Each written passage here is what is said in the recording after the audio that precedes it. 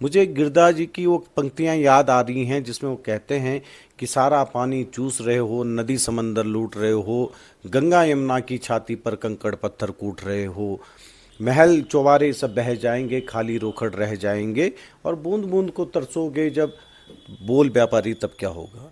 तो ये प्रणाम, नमस्कार। पहाड़ दूरदर्शन पर आप सभी दर्शकों का एक बार फिर से स्वागत है और मैं हूं आपके साथ रितिका। आज 30 मई है। 30 मई यानी कि रवाई घाटी, रवाई वैली में एक महत्वपूर्ण दिवस।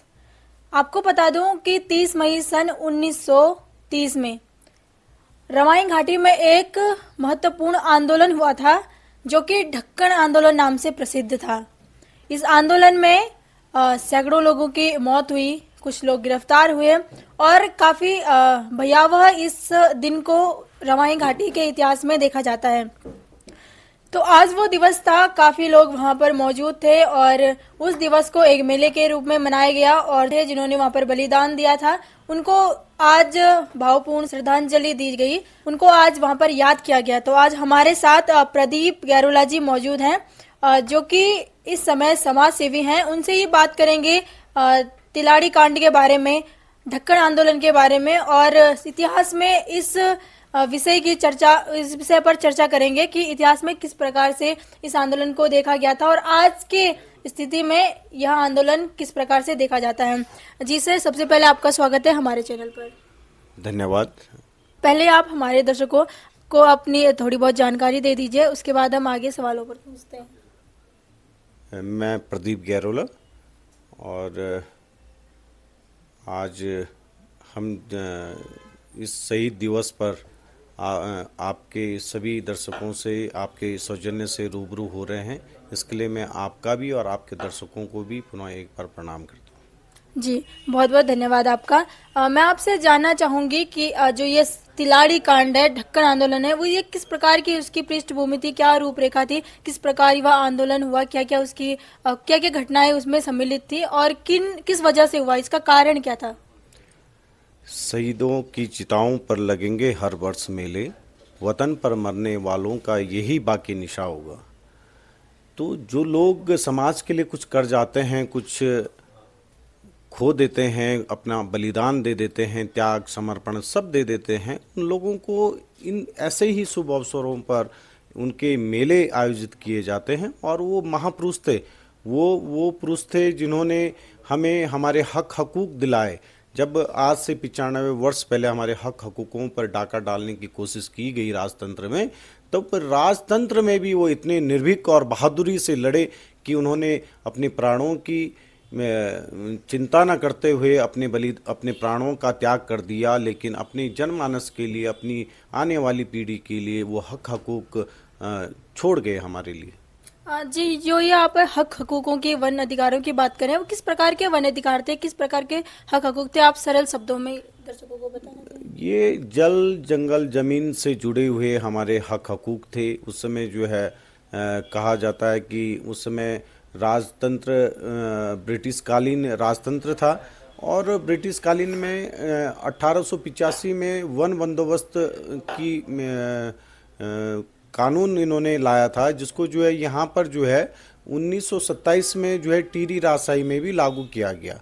और 1927 से लगातार इस पे जो है चर्चाएं होती गई और 30 मई 1930 को इसने एक ऐसा रूप लिया कि यहाँ पे एक पंचायत का गठन किया गया, पंचायत बुलाई गई, जो कि यहीं पे हमारे समीप, यहाँ से इस मकसद मुश्किल से 1 किलोमीटर दूर तिलाड़ी मैदान में वो पंचायत बुलाई गई। और जैसी इसकी भनक तत्कालीन राजशाही के अधिकारियों को लगी, तो उन्होंने इसको जो है, इस पंचायत को जो है मिटाना चाहा और उसके लिए जो इन्होंने जो है गलत तरीके से जो है वहाँ पे जो है गोलियां चलाई और जिसमें जो है हमारे कई महापुरुष, कई हमारे विद्वान लोग जो है उसमें शहीद हो गए।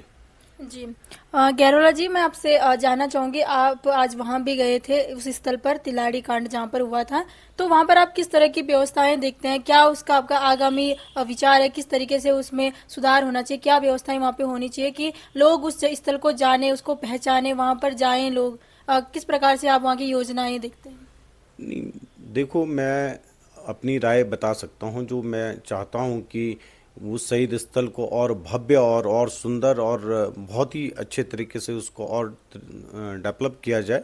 और मैं चाहता हूँ कि वहाँ पे यमुना नदी का किनारा है और वहाँ पे जो है आने वाले समय में वहाँ पे एक वाटर पार्क का निर्माण हो, जो कि हमारे इस बड़कोट शहर के लिए भी जो है बहुत बड़ा वरदान साबित होगा। और वहाँ पर बहुत सारी चीज़ें हम वहाँ पे नई कर सकते हैं। इसके लिए हम सबको मिल कर के जो है सबकी राय शुमारी लेकर के जो है वहाँ पे हमें आगे बढ़ना चाहिए, जिससे हम उसे एक भव्य स्थल के रूप में उभार पाएँ उसको। जी गैरुला जी, आप एक समाज सेवी हो, समाज के लिए काफी अच्छे काम कर रहे हैं। किस प्रकार के काम आप समाज के लिए कर रहे हैं, मैं आपसे संक्षिप्त रूप से जानना चाहूंगी। मैं समाज सेवी का काम मैं आपको आप खुद ही जान सकते हैं कि एक समाज सेवी अगर सच्चा समाज सेवी है तो वो हर किसी के जो भी उसे दिखता है कि भाई कोई आदमी परेशान है, उसका कोई काम कहीं अटका हुआ है, कोई तहसील स्तर का है, जिला स्तर का है या प्रदेश स्तर का है, या अधिकारियों द्वारा उसकी बातों को टाल मटोल किया जा रहा है, तो ऐसी जब बातें हम तक आती हैं तो निश्चित तौर पर हम हर जनमानस के साथ उनके साथ खड़े होने का काम करते हैं। उनके छोटे छोटे काम जो अटके होते हैं उनसे संबंधित अधिकारियों से वार्तालाप करके उसका समाधान करने की कोशिश करते हैं। और अपने क्षेत्र से जुड़ी हुई तमाम हमारी मांगें रही हैं, हम आज भी जो है अपने क्षेत्र में जिस तरह की जो मांगे हैं उनके लिए जो है बिल्कुल निर्भीक होकर के सतत प्रयास में लगे हैं। और अंत में आप समाज को इस शहीद दिवस के अवसर पर क्या संदेश देना चाहेंगे, या फिर वर्तमान की स्थिति को, समस्याओं को लेकर के आप क्या संदेश समाज को देना चाहेंगे? मैं संदेश ये देना चाहूँगा कि जब हमारे हक हकूक़ों पे जब 95 वर्ष पहले डाका डाला गया तो हमारे उन निर्भीक महापुरुषों ने अपना बलिदान तक दे दिया। लेकिन आज लोकतंत्र की बहाली है, लोकतंत्र हमारे देश में है, और लोकतंत्र में जो है आज हम देख रहे हैं कि हम किस तरह से आम जनमानस के हक हकूक़ों पे डाका डालने का काम कर रहे हैं। मुझे गिरधा जी की वो पंक्तियां याद आ रही हैं जिसमें वो कहते हैं कि सारा पानी चूस रहे हो, नदी समंदर लूट रहे हो, गंगा यमुना की छाती पर कंकड़ पत्थर कूट रहे हो, महल चौबारे सब बह जाएंगे, खाली रोखड़ रह जाएंगे, और बूंद बूंद को तरसोगे जब, बोल व्यापारी तब क्या होगा।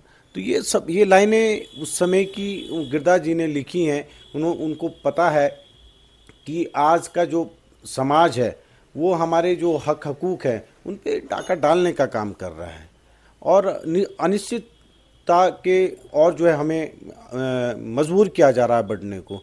तो प्रकृति को अक्षुण्ण बनाए रखने के लिए, जलवायु को संरक्षण करने के लिए हर नागरिक का कर्तव्य बनता है कि हम जो है उस दिशा में भी आगे बढ़ें और अपने हक हकूक़, अपने जलवायु, अपने पर्यावरण को बनाए रखें। ये हमारे लिए जो है आज इस शहीद दिवस पर हम अपने शहीदों से प्रेरणा लें कि हम भी अपने हक हकूक़ों के लिए निर्भीक होकर के आगे आकर के जो है प्रतिनिधित्व या अपने क्षेत्र की आवाज़ को बुलंद करने का काम करें। बहुत बहुत धन्यवाद गैरुला जी आपका। उस समय की तात्कालिक स्थिति को एक गीत के माध्यम से आप सभी के बीच पेश करना चाहूंगी। ये कुछ बोल हैं किसी लोकल गायक के कि ऐसी ऐसी गढ़ी पैसी, मुना मार्या चक्रधर मेरी एकत्या भैंसी। यानी कि मुझे मत मारो, चक्रधर जो जुयाल थे उस समय के जो दीवान थे, उन पर ये गीत समर्पित किया गया। उनको बोला गया है कि मुझे मत मारो, मेरे घर पे एकत्या भैंसी है, मतलब जो किसी और के पास दूध नहीं देती है। तिमला कुलाबू मीना मारे चक्रधर मेरू बुढ़िया बाबू। यानी कि मेरे घर पे बुढ़े वृद्ध माता पिता हैं, मुझे मत मारो। तो कुछ इस तरीके के उन पर इस गीत के माध्यम से आप जान सकते हैं किस प्रकार के उन पर जुल्म किए होंगे, किस प्रकार से गोलाबारी की होगी। कुछ लोग जो थे वो गोलियों से मर गए, कुछ लोगों को गिरफ्तार किया गया, और कुछ लोग जो भागने को मजबूर हो गए वो जाकर के यमुना नदी में डूब गए और वो वहीं पर खत्म हो गए। अभी के लिए इतना ही, नमस्कार।